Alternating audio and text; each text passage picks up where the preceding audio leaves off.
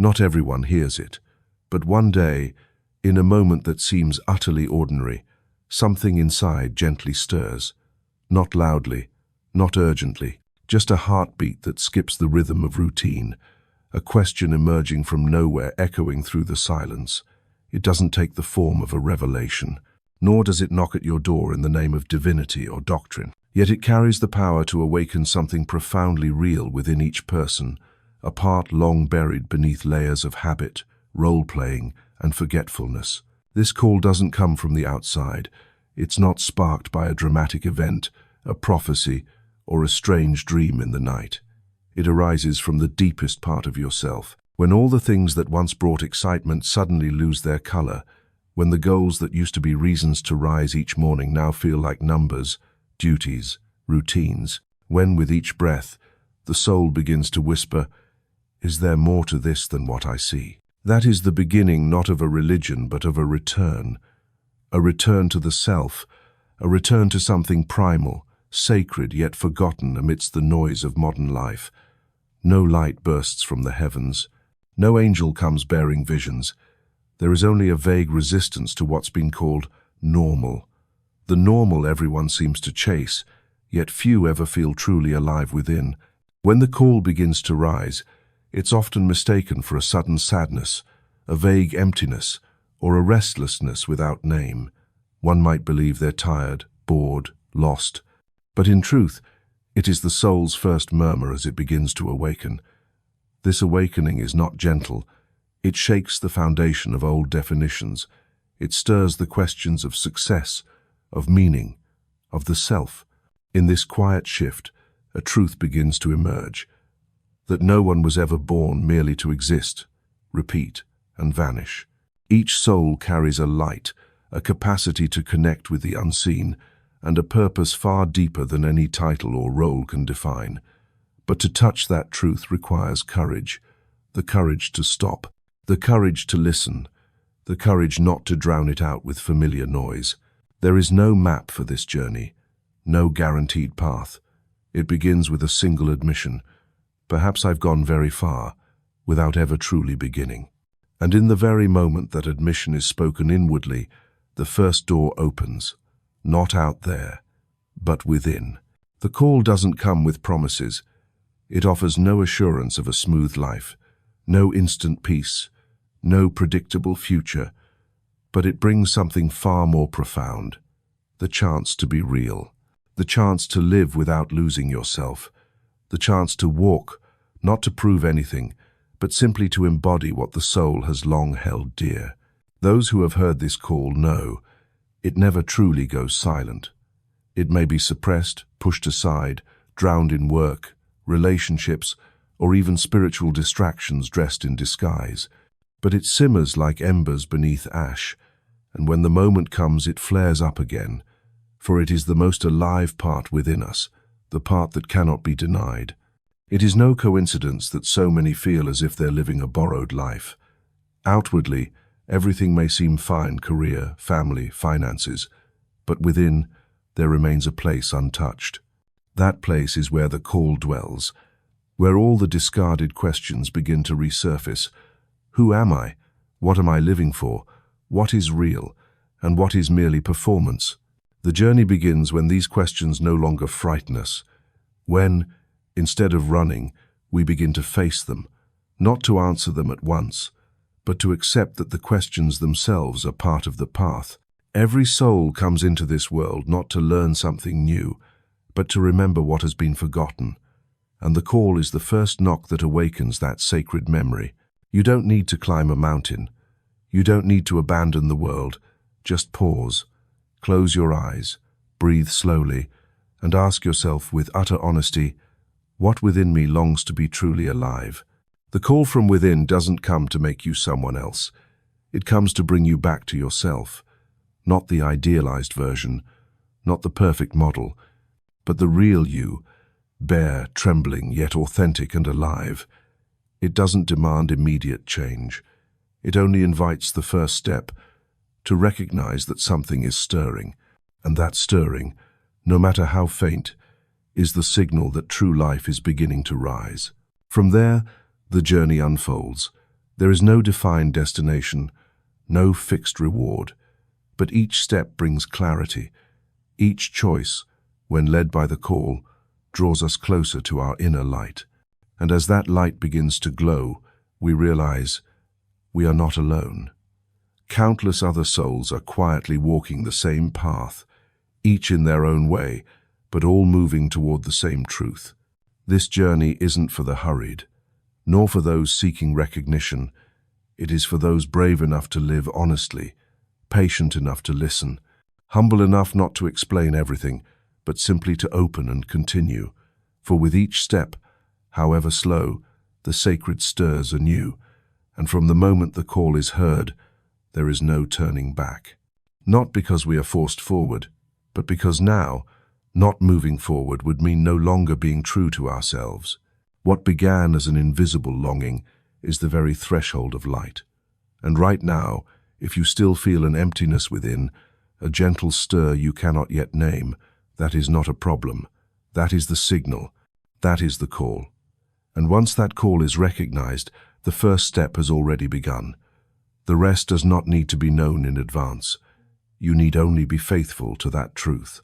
Because from here, the path is no longer out there. The path is you. And you are the light that is waking up. No symbol emerging from the sacred current of history bears such weight, both profound and silent, as the number 33.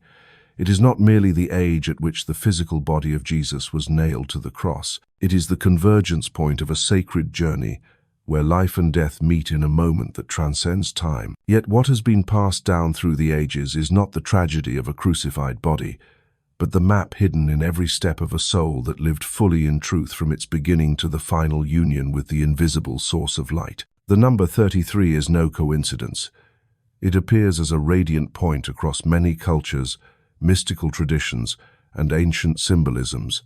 In Kabbalah, 33 is the height at which layers of consciousness begin to merge into one. In Freemasonry, it is the highest degree, where spirit reaches harmony between earth and heaven. And in the human body, there are also 33 vertebrae, a living ladder through which awakening energy rises from the root to illuminate awareness at the crown. In languages without words, everything seems to be speaking the same thing.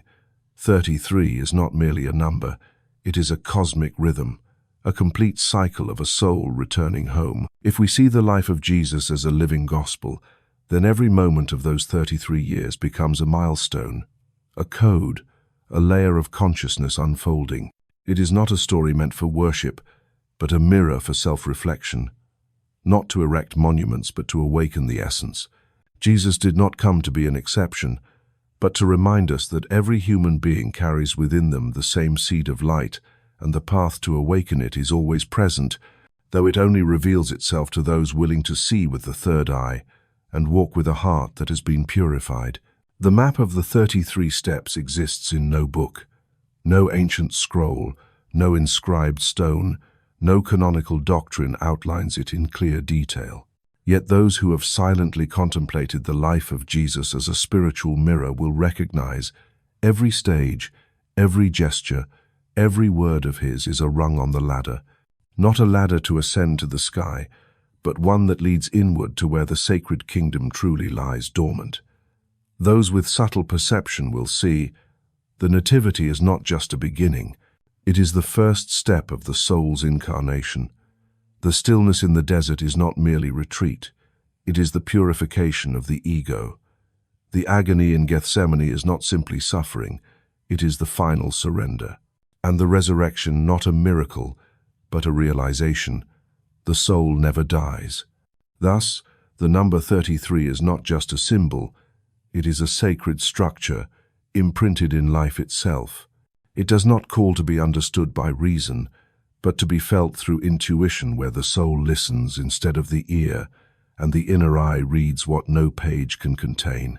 Those who have gone deep into meditation, contemplation, or profound states of connection have likely brushed against a knowing that some kind of map is being etched within, beyond the reach of language. That map is the 33 steps of return, And Jesus, in the absolute silence of one who fully walked it, is the living embodiment of that map. It is no accident that many saints, sages and seekers across thousands of years have journeyed through similar cycles, detaching from the ego, healing memory, confronting shadow, embracing solitude, entering silence, dissolving separation, and ultimately living as a vessel through which unconditional love flows through every gaze, every word, every breath.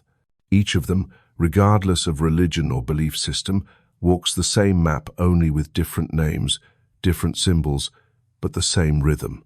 Jesus never kept this map for himself. He lived it, breathed it, expressed it in the ordinary fabric of daily life. And by living it that way, the map became visible through every gesture, every choice, every confrontation. That is why he didn't write books, didn't build schools, didn't establish a religion, because the true map isn't in the teachings, it is in the way of being. And only when someone is present enough to see deeply into each moment can they trace the divine footprints no doctrine can ever capture. In every age, there have been souls who began to realize this. They do not need instruction. They only need to be reminded that there is something greater than names, deeper than words, and wider than any fixed belief. And the number 33 is that reminder, encapsulating the entire journey of the soul in human form. From the moment of incarnation in innocence to the complete dissolution into light, and then returning not to be recognized, but to illuminate silently by mere presence, without a name. Not everyone may complete the 33 steps in a single lifetime, but no one is born without the capacity to begin. The first step is always to recognize the call, and once the call has spoken, the number 33 is no longer an abstract concept. It becomes an invitation, a breath, a heartbeat pulsing in rhythm with a journey greater than the self. From that moment on, life is no longer a series of random events. It becomes a sacred play, where every challenge, every wound, every encounter is a doorway to a new step in the journey of return. And the number 33, rather than a finality, is a perfect circle, where death becomes birth, where the cross is no longer punishment, but the bridge to union. That number is already within each of us. It needs no proof, only embodiment. And when it is truly lived step by step, trial by trial, season by season of transformation, there is no need to seek any other map, because at that point, life itself becomes the map, and the one walking it becomes the light that leads others, not through teachings, but by being a living symbol of truth, silent, pure, and untouchable. The journey does not begin with action, it begins with recognition, and not every recognition is gentle. There are moments that shake the entire inner structure, not because of an external shock, but because of a sudden flicker of light from within, the first light that pierces the veil the ego has built over many years. That light is not blinding, not radiant. It is simply true. And truth, when one is not yet ready to face it, is often mistaken for crisis. When a soul begins to awaken, the first sign is not exhilaration, but a sense of dissonance. The world continues to turn, but it no longer feels whole. Relationships go on, but lack depth. Everything unfolds according to plan, but carries no meaning. At that point, the first awareness touches, something is no longer right. And from that touch point, a door opens, not to step into something new, but to step out of something old that has run its course. The first step is not to seek, it is to stop and see, to stop and admit, to stop and look directly at a truth.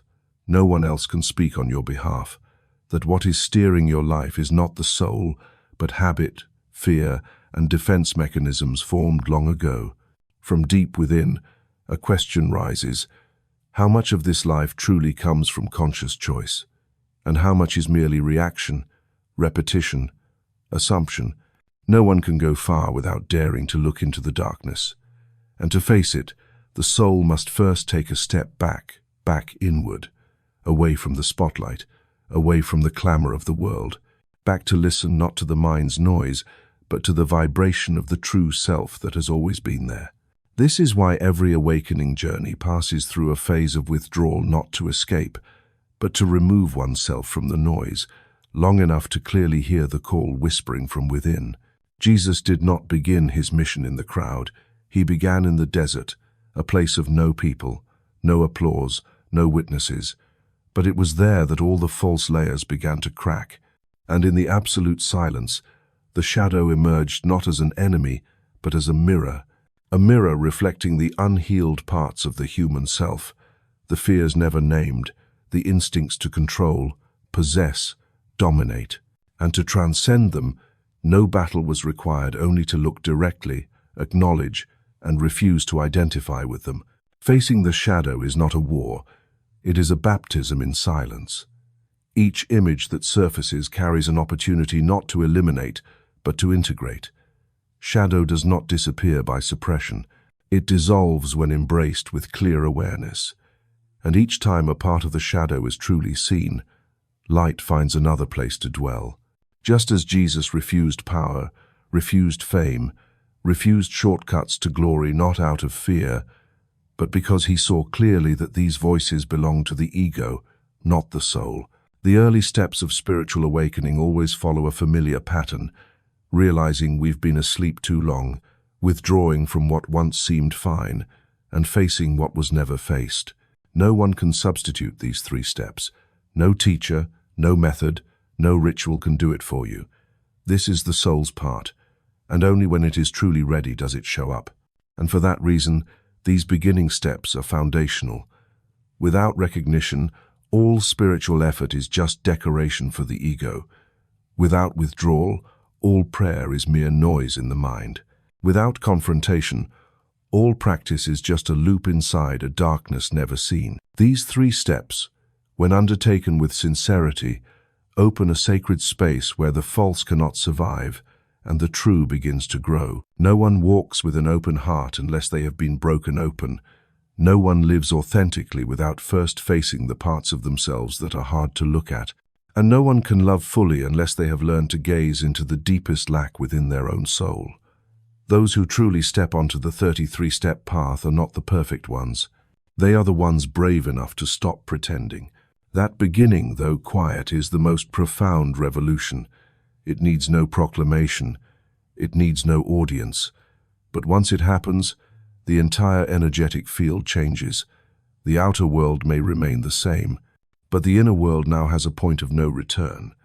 It is the place where the soul, after years of silence, begins to speak, and from that moment on, life cannot be lived the same way again.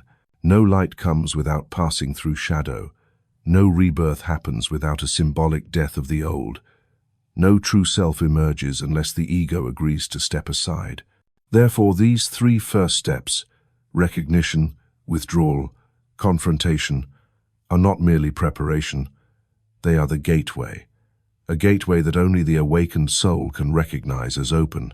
And if you find yourself there, where all that once felt familiar now seems distant, where you feel the need to pull away from the noise, where parts of you are rising like unnamed shadows, then know that nothing is going wrong. On the contrary, the truest thing is beginning. You are not lost. You are being called. And the response to that call begins with these 3 steps. Gentle, yes, but resolute. Transformation does not always arrive through grand gestures. There are moments so silent they seem almost imperceptible, yet within them, the soul begins to breathe. To breathe not merely through the lungs, but through presence. To breathe not as a biological reflex, but as a sacred whisper that says, I am here. And only when presence begins to live in each moment does a new layer of reality unfold, not to be observed, but to be lived from within itself. After passing through the first 3 gateways, recognition, withdrawal, and confrontation, a deep inner space opens. No past left to cling to, no future left to chase, only the present never fully lived before. Many have been present without realizing it, but there is a difference, unmistakable, between physical presence and true presence. A person may sit among friends, laugh, converse, interact, yet the soul may be wandering elsewhere, while another sits in silence in the dark, and the entire universe is alive in their breath. The difference lies in the level of awareness. After his time in the desert, Jesus did not rush to preach. He did not rush to find crowds. On the contrary, he moved with caution, with stillness, observing all things through eyes that had been washed by the inner light. Each action, each gesture, each word, not many, not grand, carried a presence so deep it touched the deepest layers of the one before him, not because the words held power, but because behind the words was a soul fully and wholly present. Presence cannot be faked. It cannot be memorized. It cannot be imitated. It can only be awakened. And once awakened, it begins to weave itself into every corner of life. From the way one opens a door, pours water, listens to another, or even sits in silence beside someone in pain. When the soul breathes through each ordinary act, life begins to transform without the need for any complex ritual. That is when life is no longer separate from the sacred. Everything becomes holy. You do not need to leave the world to live spiritually. You need only leave unconsciousness in each moment being lived. When the mind stops chasing every external call and turns toward the voice within, then each step across the earth becomes a prayer. Each touch becomes an energy transmission. Each gaze becomes a light that reminds someone they are seen, acknowledged, and loved not through intellect, but through presence. Presence is also the deepest form of healing, not because it does anything to fix, but because when someone is truly present, they create a space safe enough for every wounded part in another to rise and dissolve on its own. No advice needed, no solution required. Only real presence, whole and without judgment. That is what Jesus offered every time he entered a space. His presence was light, and light needs do nothing to change the darkness. It simply needs to be present. The issue is not about knowing what to do. It is about daring to pause long enough to feel what is truly happening. And when a person lives in presence, they no longer chase meaning. Because life itself becomes meaning, not achievement, not destination, but a state. And that state comes not from the outside. It comes from daring to breathe again as a soul. There is no method that can teach presence, only experience. An experience that occurs when the mind stops trying to become something else, when there is no more effort to prove, to perfect, to rationalize, when a person accepts being present with themselves even in brokenness, insecurity, or fragility.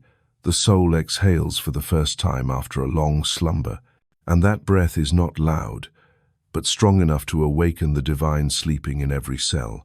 Within the journey of 33 steps, this is where real life begins. The earlier steps are for dismantling, clearing, and letting go. But from here, the soul is no longer a concept. It begins to step into life, to infuse every action, to become a nourishing force from within. This is no longer a spiritual path. It is an existential path, made sacred by how we live each moment. When the soul breathes, a person walks more lightly, not because they have solved every problem, but because they no longer identify with them, no longer living from reaction, but from awareness, no longer walking to arrive, but walking because they are present. And each step taken in that way becomes a silent ritual where that person is both the pilgrim, the temple, and the sacred fire burning from within. Presence needs no audience. Yet anyone who has stood next to someone truly present never forgets it, because within them, something makes the space go quiet. When someone is present, time seems to slow, the breath of others slows, and something gentle begins to open like a nameless door, where the soul is invited in without needing a key. This is the first gift of awakening, not knowledge, not special ability, but the capacity to be present with oneself, and from there, to be present with the world with a clearer gaze, a deeper breath, and a heart no longer closed. And when presence becomes a way of living, the soul no longer seeks the extraordinary, because the extraordinary has already begun to radiate from the simplest of things. There are moments when we believe we are living authentically, while in reality, we are merely playing a role assigned to us by society from a very early age. From childhood, the gaze of adults, the expectations of parents, the standards of school, the subtle comparisons hidden in compliments, all gradually built a mask. At first, that mask helped us adapt, helped us to be loved, to be accepted, to feel safe. But over time, it grew so thick that even the one wearing it forgot the true face underneath. This is not deceit. It is the result of prolonged forgetting. Breaking free from the false self does not mean denying the past. It means looking directly at the layers once created for survival and understanding this. No matter how lovingly or fearfully they were formed, those roles can never represent the soul. The soul does not need a role. The soul does not require others to play villains for it to shine. The soul only needs to live raw, original, sometimes displeasing to others, but always free. The earliest roles were not chosen by us, but continuing to play them in adulthood becomes an unconscious choice. When someone still lives to please their parents even after growing up, when someone keeps playing the good person to hold on to love despite inner conflict, when someone always shows strength just to avoid being hurt, that is when the false self is steering life, and the soul is pushed backstage, allowed to speak only in sleepless nights or unexplained pain. Within the 33-step journey, this is the stage of exposure. There is nowhere left to hide.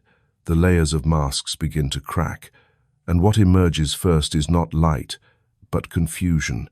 When there is no role left, no image to cling to, one feels empty. But that very emptiness becomes fertile ground where truth begins to grow. Like a dark room after all decorative pictures have been removed, only bare walls remain, and only then can light truly enter. Breaking free from the false self does not mean abandoning daily life. It does not require quitting a job, severing relationships, or retreating to the forest. The deepest truth always begins from within. When one can go to work, engage with the world, and interact with others without needing to prove anything, without having to perform, without forcing themselves to meet expectations, without controlling emotions just to uphold an image. Jesus did not live to please any mold. He did not conform to family expectations, did not bow to societal pressure, and did not try to become what the crowd wanted. He lived truthfully to the point of being called arrogant, misunderstood, opposed, and rejected. But that truth had the power to awaken, because no one can step out of their role until they've seen someone dare to live without one. And the presence of such a person is an unspoken invitation. Come home. This return is a journey from the outside to the inside, from image to essence, from role to presence, and it does not happen once. Each day, in every choice, every interaction, every thought we are invited to choose between continuing the performance or living in truth. Sometimes it's in how we answer a question. Sometimes it's in how we listen to someone. Sometimes it's in how we face a difficult emotion we've long avoided. Breaking out of a role does not mean rebellion. It is a quiet refusal to identify. No need to shout, just no longer acting from the old script, no longer clinging to labels, no longer holding on to roles as identity, no longer defining oneself through work, relationships, or achievements. Instead, daring to embrace the bareness of being an imperfect but honest human being, and from there, allowing the soul to breathe in its own rhythm. When someone begins to live truthfully, not everyone will approve. Some may feel threatened, because when one person removes their mask, those still wearing theirs are forced to face their own falseness. But that resistance is not what matters, because on the journey inward, external validation is no longer the measure. What matters is not who understands, but whether you can still accept living the same way you did before. Liberation from the false self does not leave you empty. On the contrary, it creates space for the soul to emerge, and that soul does not need noise to be known. It lives through quiet strength, through clarity, through the alignment of feeling, thinking, and action. And when these three converge, a silent power begins to radiate, not to control, but to be present. Moving from the outside to the inside is not a leap, it's a breath at a time. Each time you pause to ask, "Is this truly me?" Each time you choose not to respond from habitual reflex, each time you dare to say no to a role that has grown too tight. Those small decisions are the footsteps of return. And when that return becomes habitual, a new life begins to unfold, not loud, not dramatic, but full of life. Breaking free from the false self does not mean losing yourself. It is the only way to find your essence again, and only from that place can the next chapter of the journey truly begin. No one grows up without carrying a few cuts. Some wounds are born from careless words, a cold gaze, or the absence of a needed embrace. Some pains draw no blood and make no sound, yet quietly imprint themselves into memory and weave deep into the fabric of the heart. Over time, people learn to live with them not through healing, but through an artificial forgetting. They store the pain in nameless drawers, lock them with busyness, and hope that time will erase everything on its own. But time does not heal, time only blurs, and what is blurred will, sooner or later, find its way back. In dreams, in bursts of anger, in relationships repeating the same patterns, in exhaustion that never seems to end, in a nameless emptiness that lingers, because not all wounds cry out for help. Some pains speak through silence. Healing does not begin by asking who was right or wrong. It begins with the courage to look back, not to assign blame, but to acknowledge, something within me once hurt deeply. Only when the pain is named does it stop controlling from the shadows. No one can heal by bypassing, for what is avoided will continue to repeat through emotions, through behavior, through choices. Jesus did not avoid pain. He walked into the deepest wounds of humanity not to explain them, but to touch and dissolve them through total presence. Those shunned by society, the lepers, the outcasts, the possessed when standing before him, needed no justification. They only needed to be seen. And it was that gaze without judgment, without pity, without superiority, that became the beginning of healing. Healing is an act of love, not intellect. It does not come from analysis, but from feeling. And to feel, the heart must open again even just a little. The problem is, the heart resists opening when old memories still burn hot. Every time we think of a person, a moment, an event, the body reacts as if it were happening now. Not because the memory is too strong, but because the pain has never been fully embraced. To heal, one must first face it, without avoidance, without rationalization, without saying, it wasn't that bad, without rushing to forgive simply because someone said forgiveness is noble. True forgiveness comes only after daring to look directly, to understand what was lost, and then to release not out of weakness, but because one no longer wishes to carry the old story. The journey of healing does not mean the memories will vanish. What has happened remains part of the soul's history. But the difference is this: from now on, the memory no longer commands the emotions. It no longer leads the way. It becomes a memory, not a burden. That is when the heart begins to have space for renewal. Renewal does not mean returning to how things were. It means living with a new heart, softer, but not weak, more sensitive, but not fragile, able to feel, yet not swept away. Such a heart is not born from lessons, but from pain deep enough to shatter it, then gather each piece again with kindness toward oneself. No one can walk deeply into the spiritual path with a closed heart, because every higher realm of awareness opens through the heart itself. A locked heart cannot hear the whisper of the soul. Truth is not transmitted through the mind. It seeps through the heart. And for it to seep in, the heart must have space. And to have space, one must release the wounds that have outlived their purpose. Letting go is not forgetting. Letting go is looking back one last time with full presence and setting it down gently. Like someone who has carried stones their whole life, finally realizing they can put them down. No one is forcing them to bear it anymore. No one expects anything from that pain anymore. It has fulfilled its purpose to awaken. True healing is not a destination. It is a way of living. It is the daily choice not to react from old pain. It is saying a kind word when you could retaliate. It is giving others the space to be themselves, even when you once were confined. It is walking through the same circumstances, but this time without anger, without running away, without fear, because something inside has changed. When the heart is healed, love no longer needs effort. Love flows naturally. Forgiveness no longer requires struggle. Forgiveness becomes the natural outcome. You no longer need to aim to live kindly. Kindness becomes instinctive when the inner world is no longer in pain.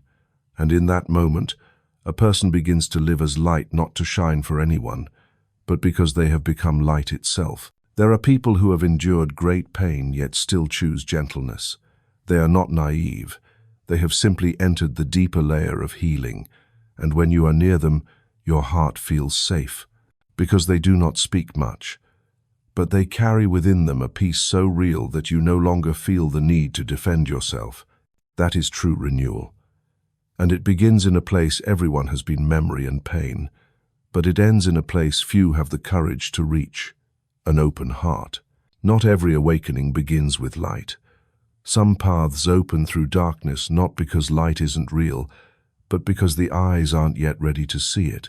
And in that darkness, the soul is led into a place where all familiar noise is stripped away. No more comforting words, no more guidance, no more validation. Only silence so deep it can make one believe they're lost. But the truth is this: the soul is not abandoned. It is being forged. In the Bible, that place is given a name: the desert. The desert is not an outer landscape. It is an inner space where all certainty is taken away and every illusion is peeled back. This is not a place for the faint of heart, because here nothing external can rescue you. No role to hide behind, no achievement to prove yourself, no one left to blame. Only you facing yourself without masks, without psychological makeup, with no escape except through complete acceptance. In the journey of Jesus, the desert did not come after success. It came immediately after he was declared the Son of God, meaning, after the moment of glory, the soul is brought into utter emptiness. 40 days without companionship, 40 nights without a voice from heaven. And in that silence, every temptation comes not to test endurance, but to expose what remains in shadow. Because only when no one is watching can the truth truly appear. The inner desert is a lesson no one wants to learn, but everyone needs to pass through. Without a long night, there is no true awakening. Without silence, no word carries weight. And without emptiness, faith is never truly forged. Because faith is not born from promises. Faith does not anchor in feelings. Faith does not arise from comfort.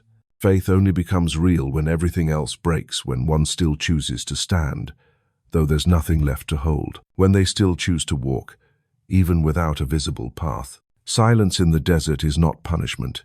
It is the space of transition, a soul shedding what no longer belongs, to become what has long been written into its sacred code. But for that to take shape, there must be a time of nothingness.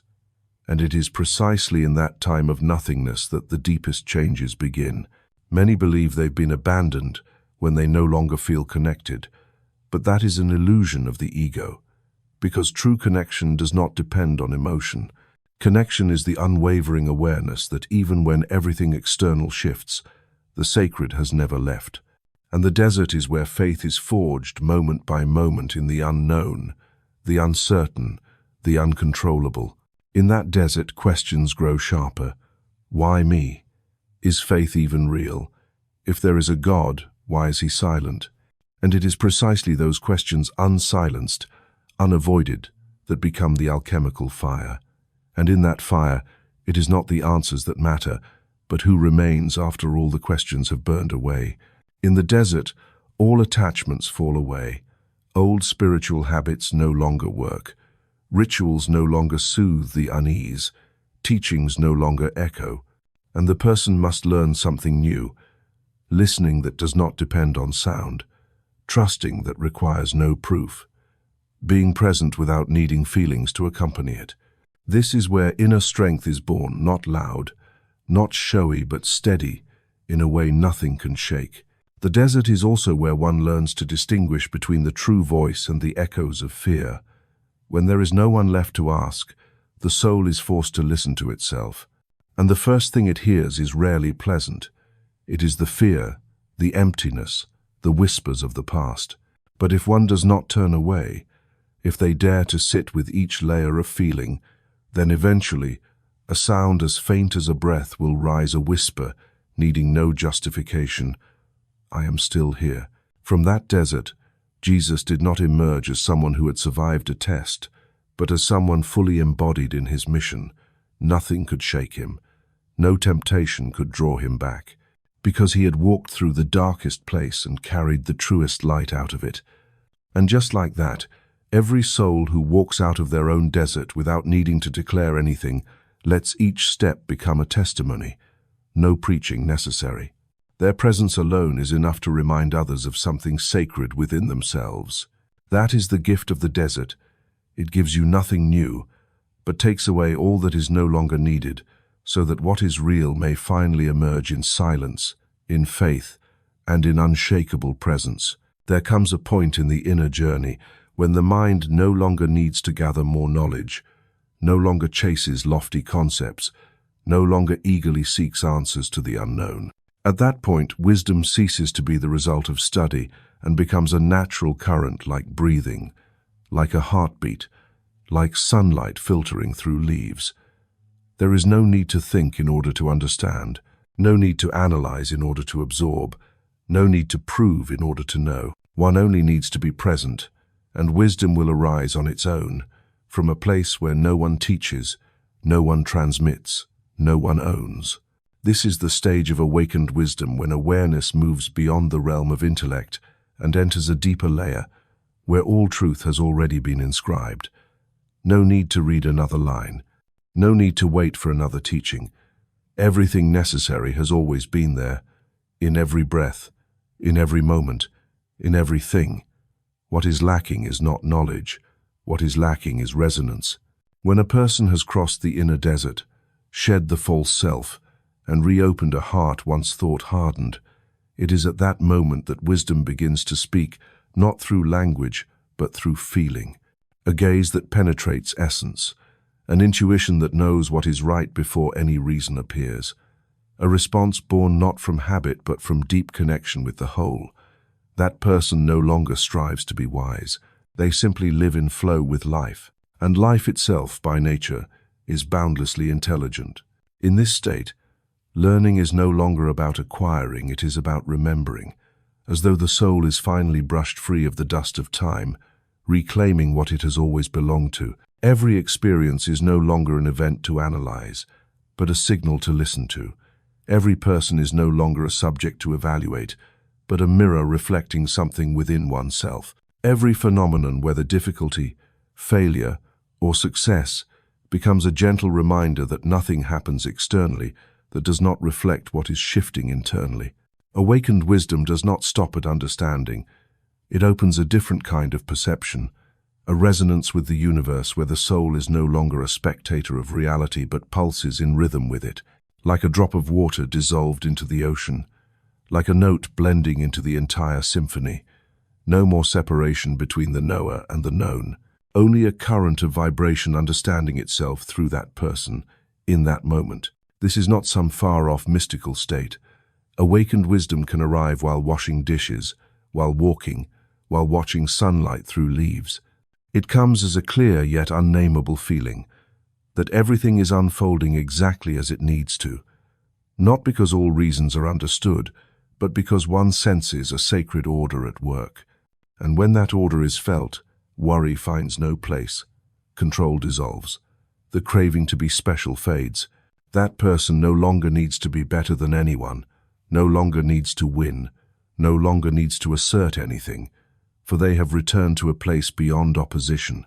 Jesus once said, "He who has ears, let him hear." He did not say, "Try to understand," nor study the doctrine carefully.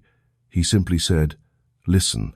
And to listen here is not with physical ears, but with an inner openness where one no longer filters truth through the lens of preconception. Listening is not receiving information. It is allowing truth to soak in like mist into soil.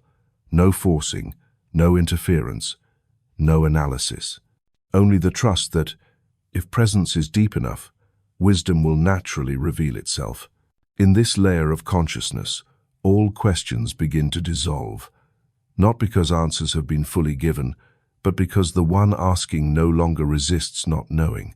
And strangely, in that absence of resistance, true knowing begins to arise not as formula, but as a quiet certainty that cannot be shaken, that one is being guided, that nothing is random, that beneath the surface chaos of the world, there is a current of order, always aware of what each soul needs at exactly the right time. Awakened wisdom does not seek to debate. It does not try to persuade. It does not need to win arguments, because truth does not need protection. Those who see no longer need to prove. They live quietly, but every gesture, every gaze, every word carries a quality that makes others pause, listen, and wonder. There is something here, unlike what I've known before.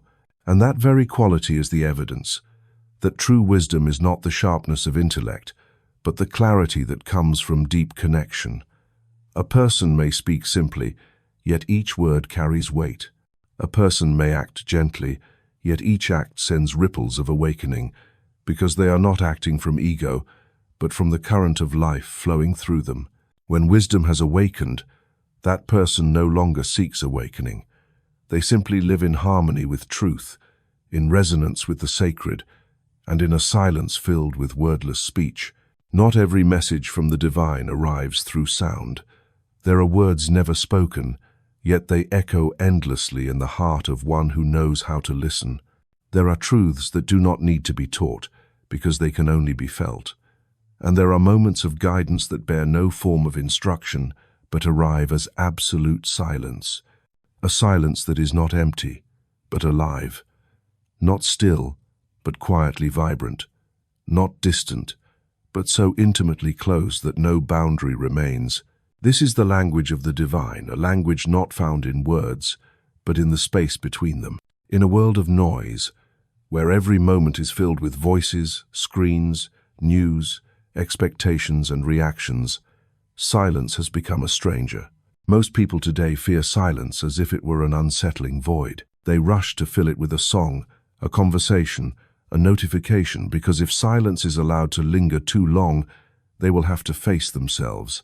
And not everyone is ready for that meeting. But on the true spiritual journey, silence is unavoidable. Not the kind brought about by circumstance, but the silence that rises from within when the mind no longer resists, no longer pushes, no longer reacts. When everything within grows still, not by force, but because the time has come. That is when the divine begins to speak, not in words, but through presence. Listening to the soundless is a form of listening that doesn't rely on the ears, but opens through consciousness. It doesn't strive to find something, nor wait for anything to arrive. It simply is deep, soft, unhurried. In that state, truths that cannot be spoken gradually reveal themselves. Something like a stream of knowing arises, not clear where it comes from, but undeniable and certain. Like a thought lit from the invisible, yet aligning perfectly with the visible. No explanation needed, no validation required. One simply knows it is true. It might be a gentle nudge to leave a certain place. It might be the prolonged silence in a relationship without any further reason. It might be an inexplicable yearning urging you to shift the course of your life. And if you are quiet enough to listen, you will realize this is not vague intuition. This is the divine speaking through silence itself. Jesus had nights when he did not teach, did not heal, did not say a word. He would go to a desolate place where no one followed, no one watched, and there in the absolute stillness something profound would occur. No need to document it, no need to pass it on. Because what happens in silence cannot become doctrine, it becomes energy, and that energy traveled with him everywhere. True silence is not the absence of sound, but the settling of all inner chaos. It settles not by suppression, but by being seen. When fear is seen, it dissolves. When anger is touched, it transforms. When sorrow is embraced, it becomes peace. And when all emotions are brought into the light, there is nothing left to say. Only a foundation of deep silence remains, within which life breathes freely. The language of the divine is not loud. It does not enter spaces filled with disturbance. It does not compete for attention. It waits until the person is quiet enough, empty enough, no longer needing to control. Then, the sacred does not arrive as an intervention, but as a return. Like the sun, it does not awaken anyone, it simply rises, and whoever opens their eyes sees. The world has known many sages who lived in silence not because they lacked words, but because they knew that some truths, once spoken, would be distorted. Only in silence can truth retain its original shape. That is why, in ancient traditions, silence was not a void. It was a ritual, a gateway, a sanctuary, a sacred space that the soul may enter only after shedding all disguises of the intellect. Those who know how to listen to the soundless are not those who tune the world out. They still live, still work, still speak, but within them there is always a space untouched by noise, a stillness from which every reaction becomes gentler, not because of restraint, but because of understanding, not because of fear, but because they've touched a deeper knowing that not everything needs a response. Some things only need to be witnessed. When one lives in this soundless listening, they are no longer carried by praise nor pierced by criticism. They hear everything, but not everything enters them. They listen not to reply, but to feel, not to prove, but to be present. And that presence, silent, deep, full, is the very language the divine uses to speak to the world. When silence becomes a companion, the person no longer feels alone, because within that silence, another kind of life is smiling. A life that needs no name, no ritual, no proclamation. Only a heart that is listening genuinely, gently, and fully open. The eyes do not always show what is real. At times, they perceive difference, division, opposition, but that is merely the surface of an unawakened awareness. Yet when vision arises from a grounded spiritual center, from a heart fully open, and from a soul returned to its rightful seat, then that same world unchanged suddenly becomes whole. No more boundaries, no more labels, no more distinctions between self and other, right and wrong, sacred and profane, inner and outer. All separation dissolves, and what remains is one in infinite forms, infinite colors, infinite expressions of life. And it is in that moment that true love appears, without needing a reason, without needing a choice, without needing an object. Non-dual love is not a heightened emotion. It is the most primordial state of existence prior to thought, prior to identity, prior even to personal history. When one returns to their divine essence, love does not need to be generated. It only needs to be uncovered from the fog of judgment, fear, and control. Once these layers fade, love does not appear as something new, but as something that has always been waiting to be recognized. It is that very love which forms the foundation of universal integration, not a love based on beauty, charm, or similarity, but a love rooted in the realization everything shares the same origin, the same life, the same light.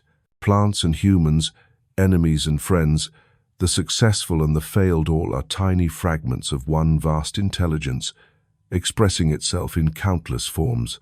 And when one sees that through the soul's eye, it becomes impossible not to love, impossible not to embrace, impossible not to walk more gently, speak more softly, live with a wordless reverence toward all that is. Jesus did not teach, love only those who deserve it.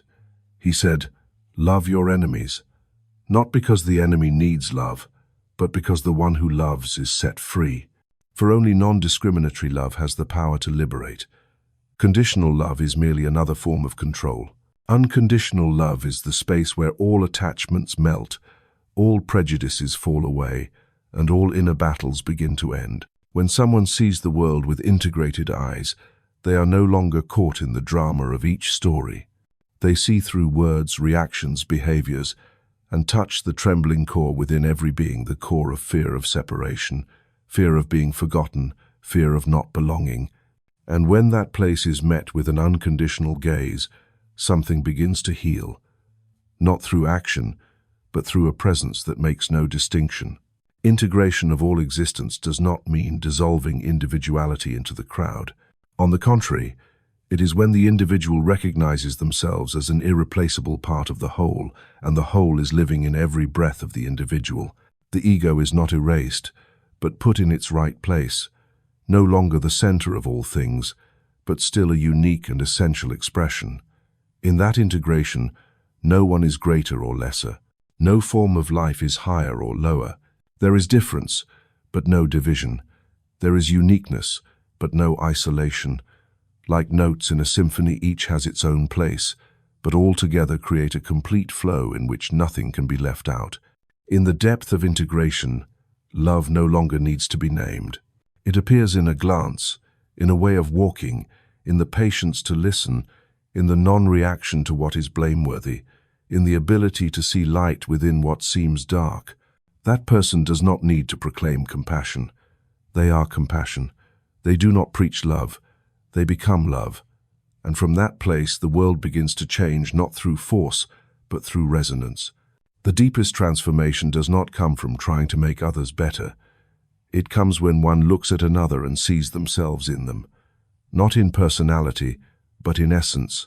At that moment, there is no desire to fix, no desire to win, no desire to teach. Only the desire to be present deeply enough that the other might see themselves not through the distorted mirror of reaction, but through the unjudging gaze. And in that moment, even if no word is spoken, communication is happening. A formless transmission seeps into the space between two souls. That is where true love begins to act not with grand expressions, but with a single sincere look, an unconditioned presence, a compassion that needs no justification. Non-dual love does not deny the darkness. It looks straight into the dark and says, "You too are a part of the light."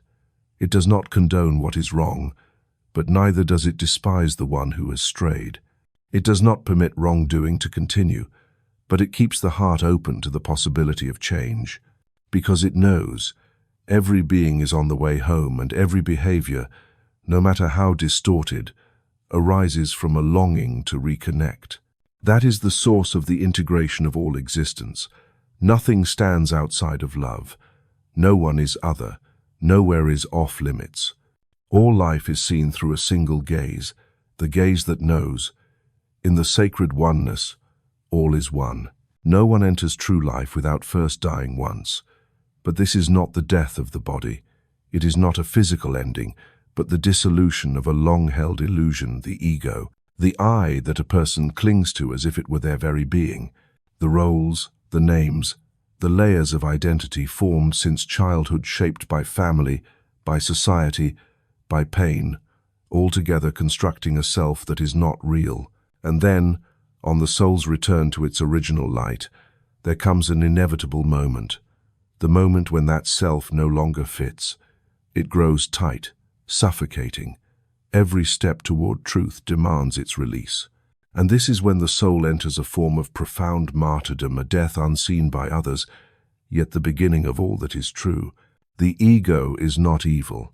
It is a tool for survival in this world. But if it is not recognized, it takes the throne of consciousness. It says, "I am what I own. I am my past. I am who others believe me to be." And by believing that long enough, one lives in an invisible prison, always defending, performing, reacting. Every criticism feels like a threat. Every compliment becomes a narcotic. The ego must constantly assert itself because it has no real foundation. It lives on comparison, on winning and losing, on controlling or being accepted by others. But on the soul's journey, such things cease to satisfy. To surrender the ego is to stop fighting to be someone, to stop building an image, to stop reinforcing the subtle power of "I am me." And when that surrender truly happens, it is not a collapse, it is a deep relief. As if a heavy armor worn for a lifetime has finally been set down. No more need to be strong, no more need to be right, no more need to control the gaze of others. In that letting go, something tender yet immense begins to rise, not loud, not striving, not naming itself, merely present. That is Christ consciousness. Christ consciousness is not a product of religion. It is a state of awakening in which one lives no longer from a separate self, but from unity with all that is. It does not come from studying scripture, but from an inner emptiness, emptied of old patterns, of self-defense, of the craving to become something. When the ego withdraws, Christ consciousness can pour in. It does not need to be invited. It only needs space. The inner death is what Jesus passed through not only on the cross, but in every step of his life. He relinquished every privilege of being called a master. He washed the feet of his disciples. He stayed silent before accusation. He forgave even in betrayal. He did not react from a wounded self. He lived from a place where everything could be seen with unconditional compassion. This is not holiness meant for worship. It is living proof that each of us can live the same way, if we dare to let the ego die. But this death does not happen overnight. It does not come through effort. It comes through seeing. When one begins to notice the ego's tiny mechanisms, its need to be right, its refusal to lose, its automatic reactions, its stories of suffering to be loved and no longer identifies with them, the ego begins to weaken, not because it is suppressed, but because it is no longer believed. And as that identification fades, another life, deeper, truer, quieter, begins to take its place. Rebirth in Christ consciousness does not require an external baptism. It happens in silence, perhaps in a night unseen by anyone else, while washing dishes, sitting alone, or gazing at the sky without expectation. It is the quiet recognition that the mind no longer stirs with the things that once caused pain, that there are no more reactions born of old wounds, no more craving to be right, and in the absence of that I, a new state of being lives. It needs no name, no reason. One simply knows what is living now is no longer the old self. From there, life takes on a new form, not because the world has changed, but because the one within has a softer gaze, a gentler tone, an acceptance that comes before the mind has time to analyze, a compassion that asks for no explanation. Gradually, such a person becomes an instrument not to display themselves, but to allow a higher life to flow through. No longer any goal but honest presence. No longer any mission but living true to the inner light. That is the rebirth. It does not require repeating the name of Jesus. It only asks to live as that light lives through you.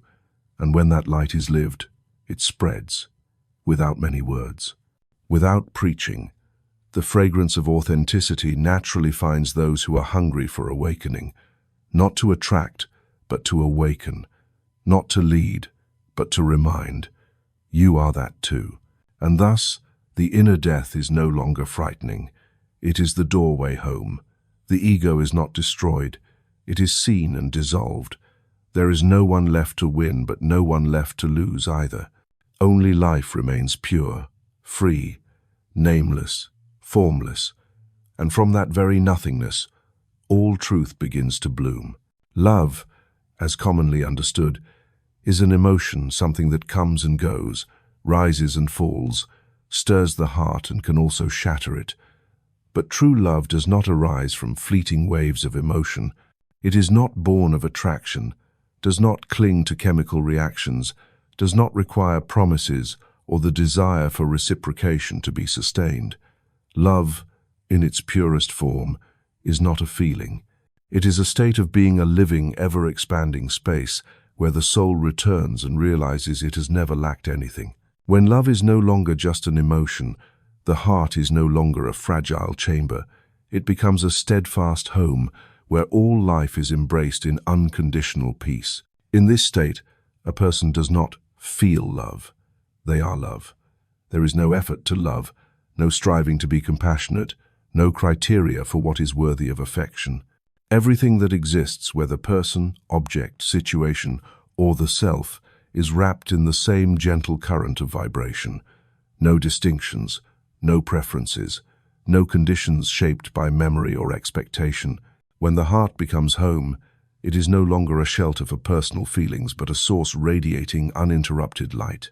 And it is precisely in that moment that love no longer flows outward to fill a void. It pours from within, like a natural spring, not because of lack, not because of wounds, simply because it is the very essence of life freed from the barriers of ego. A person who lives from this state of love does not need to love in order to be loved in return. Their presence alone is the answer. Every glance, every silence, every action carries the frequency of deep compassion. No words are needed, no explanations. Their heart speaks all that must be said.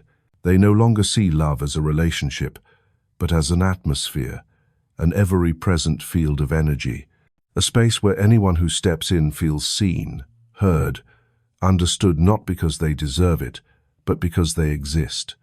That kind of love doesn't fix anyone, it doesn't heal anyone.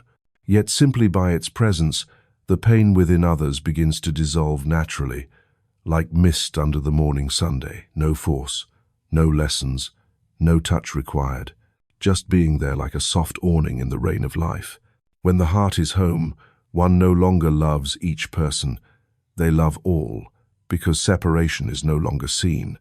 This love is not weak, not blind, not attached. It does not require others to be the same, nor relationships to unfold as expected. It does not demand safety. It does not flee from pain. It simply exists, spacious enough to hold both sorrow and joy, right and wrong, those who stay and those who go. No locked doors, no judgment, no labels, only space, allowing everything to be as it is, until it naturally returns to truth. And that is why love as a state of being cannot be shattered, because it does not arise from anything outside the heart. It is not conditioned by whether the other still loves or has left, by favorable or chaotic circumstances, by inner strength or weakness. It does not belong to anyone, and so it cannot be lost. A heart awakened in love is not shaken by external absence, because it no longer sees love as a resource to be given or received. It has become the source, and for that reason, it cannot run dry. In such a state, one can live amidst the world without being swept away by the tragic scripts of emotion. They still feel deeply, perhaps even more deeply than others, but without confusion, without grasping, without needing the world to conform to their expectations. They do not use love to control, nor to prove their worth. That love is no longer a means. It is the end itself, a place to live, to breathe, to simply be without fear. And in that depth, they no longer need to say, "I love you," not out of pride, but because there is no more separation. The I is no longer the center of experience. The you is no longer an object. Love is no longer a bridge between 2 points. It is the space surrounding everything, excluding no one, withholding nothing. When they look at a person, they do not see mistakes, pasts, or stories. They see light. Whether that light is veiled in pain or not, it is still light. And because they see it as such, that light begins to remember itself. A heart that has become home does not close its doors to anyone, nor does it try to keep anyone in. It opens and allows all to come and go freely, without binding, without jealousy, without conditions. It gives without calculation. It receives without fear. It does not need to know who is worthy. For true love, all are worthy. And because of that, what is built upon such a heart is no longer fragile. Relationship is no longer a game of needing one another, but becomes a shared presence, not filling each other, but flowing together. When one lives in love as a state of being, every action, however small, becomes a manifestation of the sacred. A smile, a touch, a word of care, a silent forgiveness, all carry weight, because they do not come from the need to do good, but from an inner world that has become pure kindness. And from that place, life carries a new fragrance, not flashy, not dramatic, not seeking recognition, but steady as the earth, vast as the sky, soft as the rain, warm as the first sunlight of winter's end, Service is not a task to be done, but a way to live. It doesn't belong on a list of noble deeds to accomplish, nor is it a reward in exchange for merit, nor a burden to be shouldered with strain. True service is a state in which one becomes transparent to the current of life flowing through them, no longer doing for someone, to someone, or to attain something, but doing simply because that is the natural breath of a soul reconnected with its divine essence. In such a state, every action, no matter how small, carries a sacred quality, requiring neither witness nor recognition. When service becomes flow, one no longer waits for the right moment. Every moment is the right moment. No ideal conditions are needed, no grand roles, no need for the world to change. All that's required is presence in clarity, in love, and in unconditional willingness.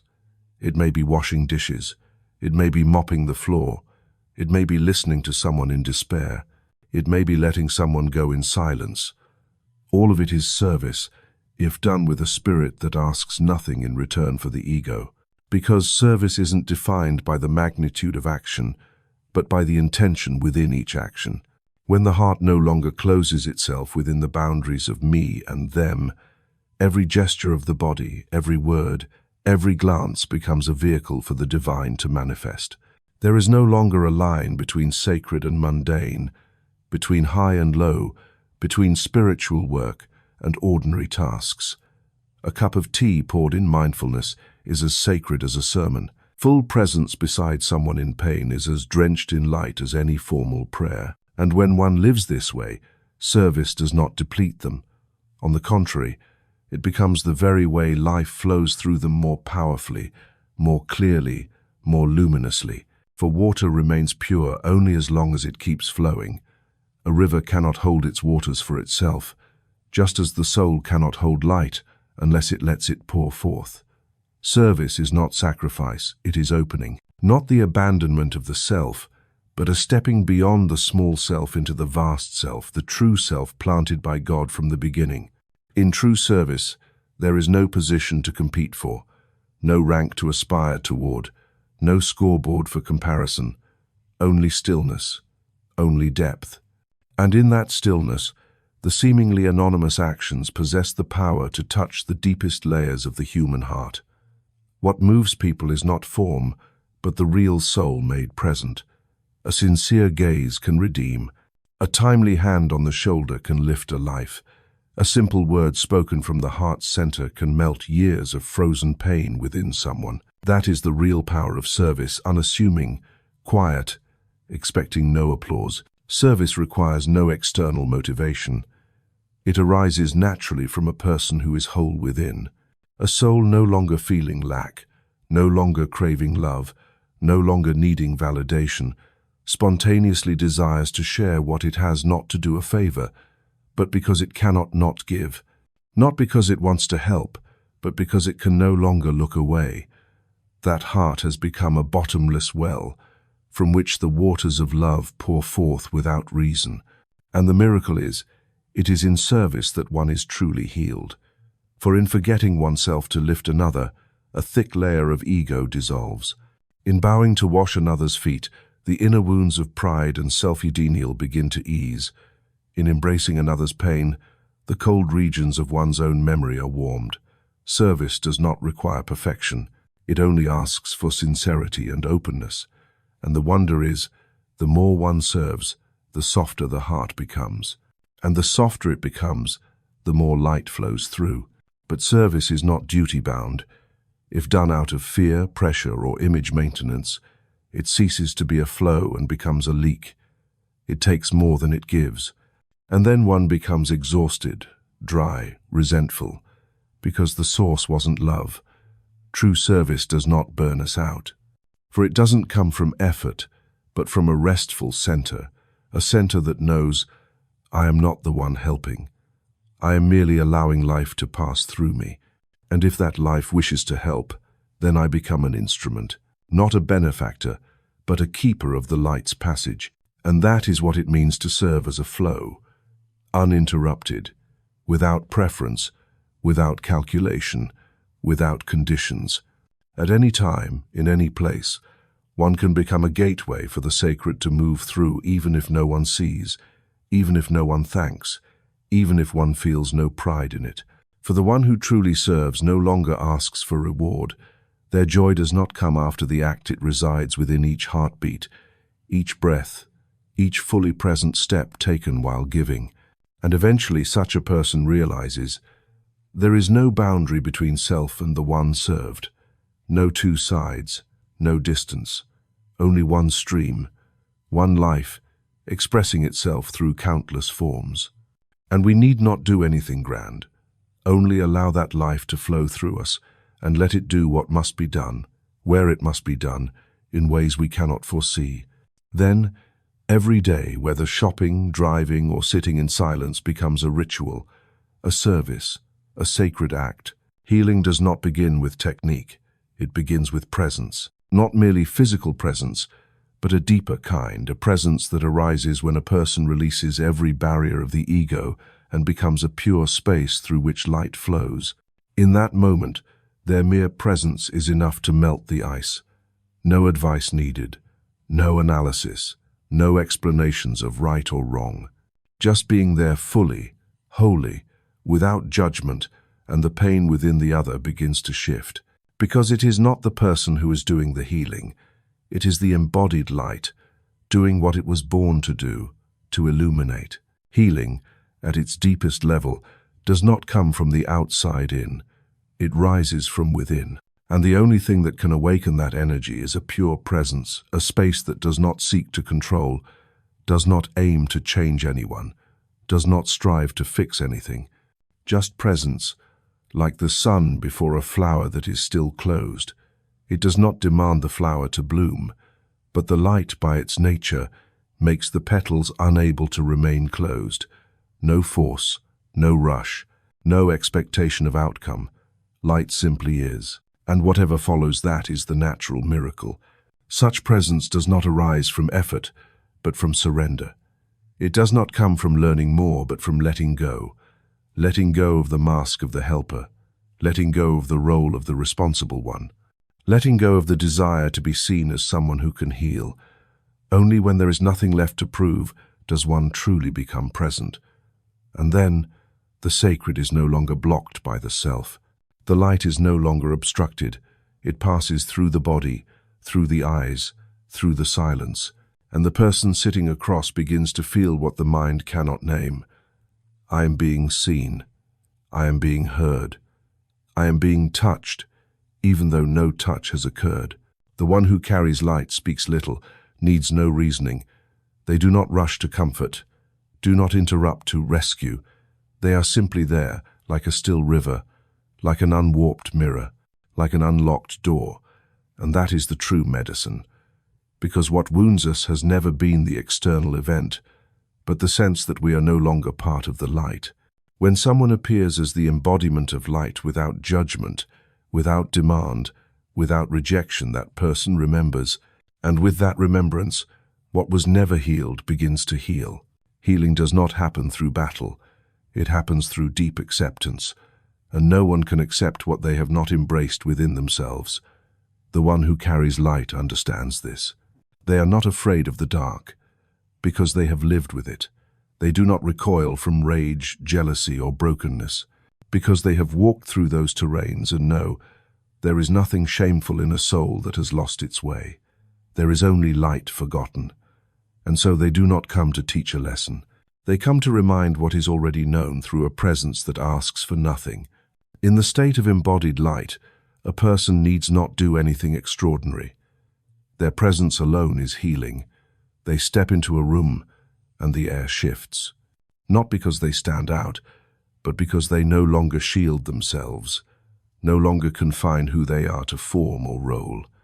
They have become transparent, so that the light from the source flows through them unbent. And that transparency allows those around them to see themselves without injury. Like standing before a still lake, its reflection undistorted, unjudged, unmoved. Such a person does not ask, "What should I do to help?" because the question itself has vanished. There is no separation between the helper and the helped, no need to become someone.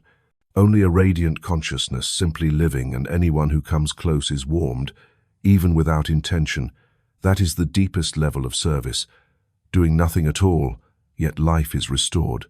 Making no effort to change anything, yet everything reorders itself from within. For light does not fight darkness. It simply is, and darkness disappears on its own. But to reach that state, one must learn this: to release identification with the role of the healer, because the ego will always want to be recognized as the one with light, the one who knows, the one who overcame. And it is this that prevents light from flowing. The more one tries to shine, the less real the light becomes. The more one tries to heal, the tighter darkness clings. Only when nothing needs to be shown does the true light appear, without words, without form, without trying. Just as the dawn never tries to shine, it simply is, and what needs to dissolve will dissolve. The one who embodies light does not seek to be understood, does not need others to know what they carry.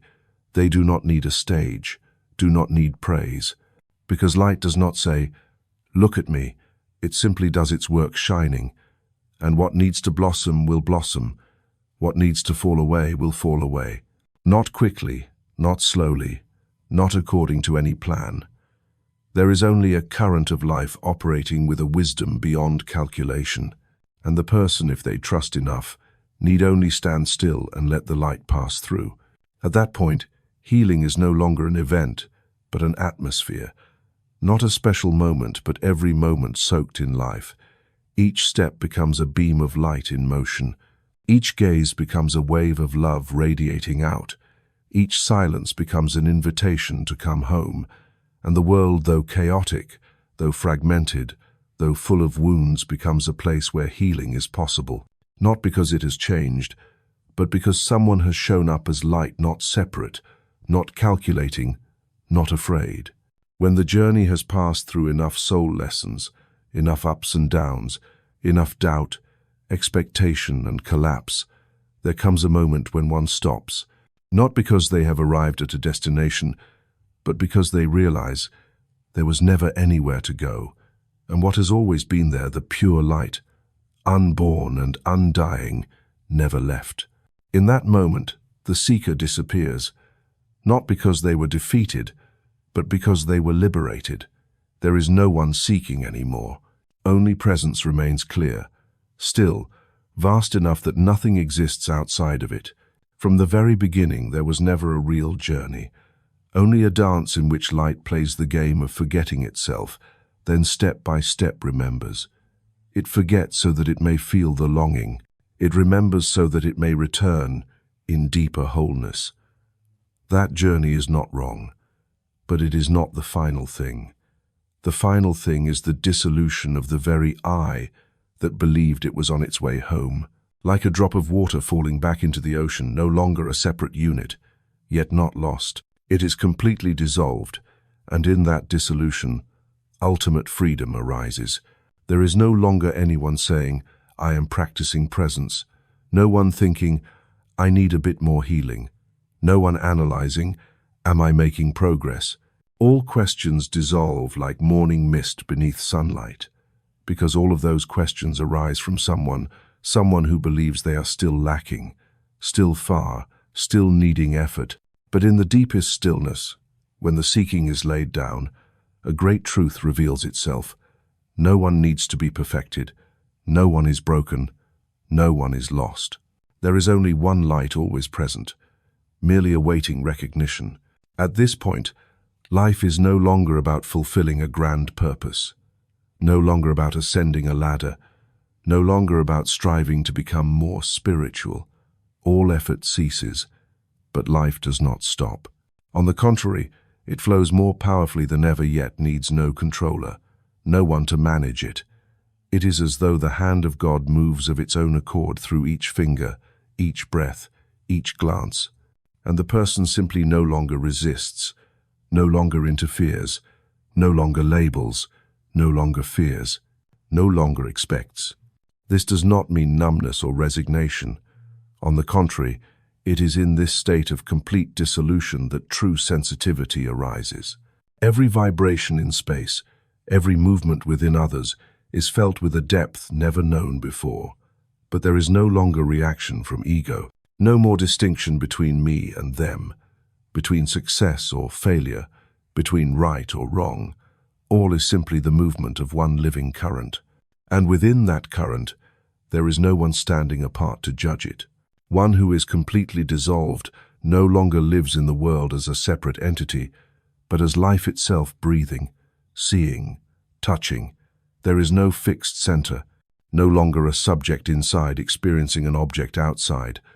All is one, indivisible, unseparated, and therefore there is nothing left to defend, nothing left to prove, no one left to claim credit or blame, no trace of me or you, only the all-encompassing presence of being knowing itself.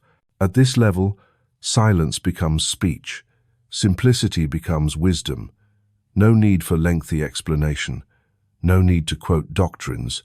Their mere presence is the answer. Because in them, there are no barriers, no boundaries, no agendas. Light flows through them as through a pane of clear glass, undistorted, uncolored, and anyone who comes near is touched by that purity and remembers something within themselves they once knew, but forgot. Just as Christ did not come to become a symbol, but to show that this very essence sleeps within everyone. And when the ego is laid down, that essence does not need to be created, it only needs to be revealed. Nothing to add, nothing to subtract, no learning, no attainment. Only the removal of the final veil, the veil of the seeker, for even the seeking is a thin cloud, and in a moment, when that cloud dissolves, there is nothing more to do, no one left to do it, only light, present, radiant, unmoving within all movement. In that space, suffering is no longer an enemy, it is simply another face of light, knocking at the door. Fear is no longer something to flee from, it is an invitation to return deeper. Life, whether in joy or in breaking apart, is all a manifestation of a love that is unconditional, that has no beginning and no end. And those who dwell in this state do not try to change the world, yet their very presence transforms it. No one can achieve this state of dissolution through will, because all will arises from ego. And ego, no matter how refined, is still a wave. Only when all effort ceases, not out of despair, but from having seen the nature of effort, does dissolution occur, not as a reward, but as a return, not a great leap forward, but the smallest act, not resisting what is, and what is in that moment becomes the doorway to the infinite. This is not the end of the journey, nor the beginning. It is the place where all concept of place disappears. No more time, no more goals, no more ideas. Only presence undistorted by thought, untouched by memory, undivided by language. And that presence, silent, soft, luminous, is the true ground of all life. It is God not in religious form, but as pure essence that has never been named. Complete dissolution does not mean vanishing, but becoming everything. No one asks, "Who am I?" because there is no one left to ask. And the answer unspoken lies within every breath, every beam of light, every invisible pulse of a life that never ends. No final step is ever truly taken, for in the deepest essence, no one has ever departed from the sacred.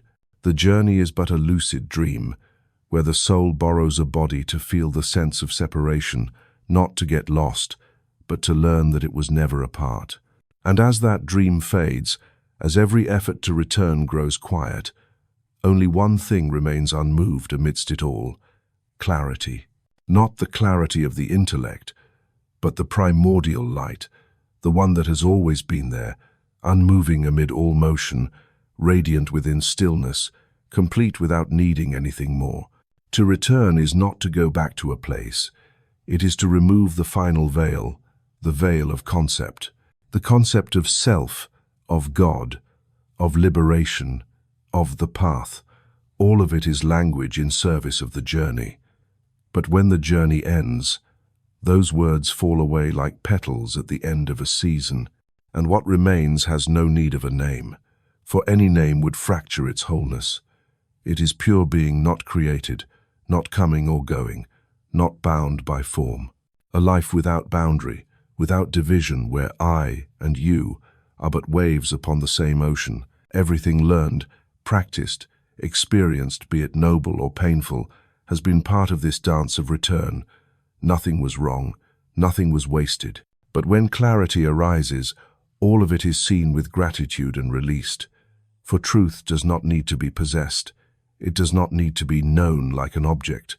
It only needs to be lived. And to live in truth is not to follow any template, but to no longer live by any template at all. One who returns in clarity does not try to shine, does not strive to do the right thing, has no need to become someone.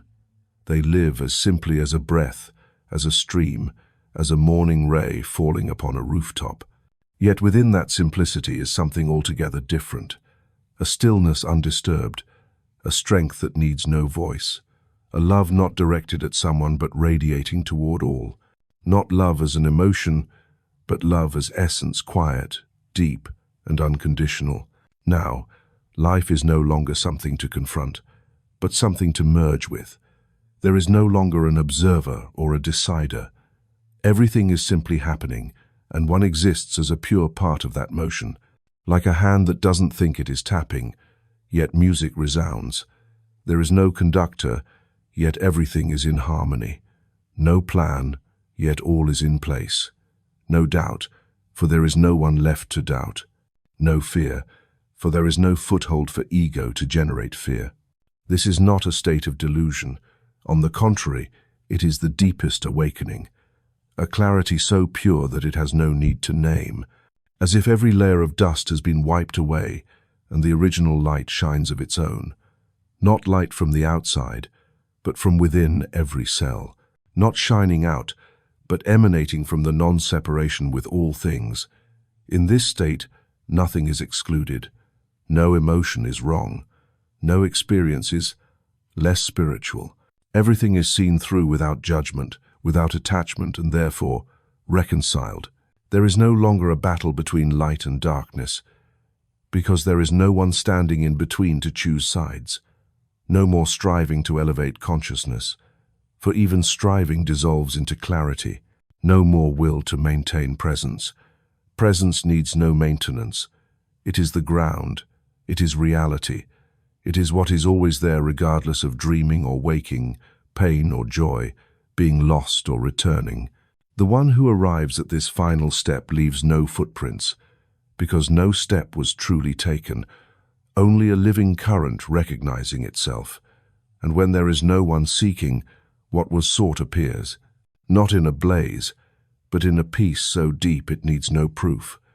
A timeless serenity untouched by time, words, or circumstance. Strangely, the one who has returned does not separate themselves from life. They still eat, drink, love, encounter anger or loss. But beneath it all is a foundation that cannot be shaken, a nowhere that always rests like a silent pillow for all storms to lie upon. They do not avoid life. They dissolve into it, not to control, but to allow life to flow through them like a stream with no more resistance. If someone comes seeking answers, they offer no philosophy. They ask for no belief. They simply are. And that, in its wordless wholeness, becomes a torch for others, not because they try to illuminate, but because they no longer hide the light. To stop hiding the light is the only thing needed, and the final thing, so that everything else becomes unnecessary. Therefore, when the final step is no more, when all forms dissolve of themselves, when every notion of becoming has fallen away, one does not step into light. They are the light. And in that light, all becomes one. No more journey, self, or final question. Only life endless, unnamed, unexplained, yet always recognizing itself in every gaze, every heartbeat, every moment of a life in bloom.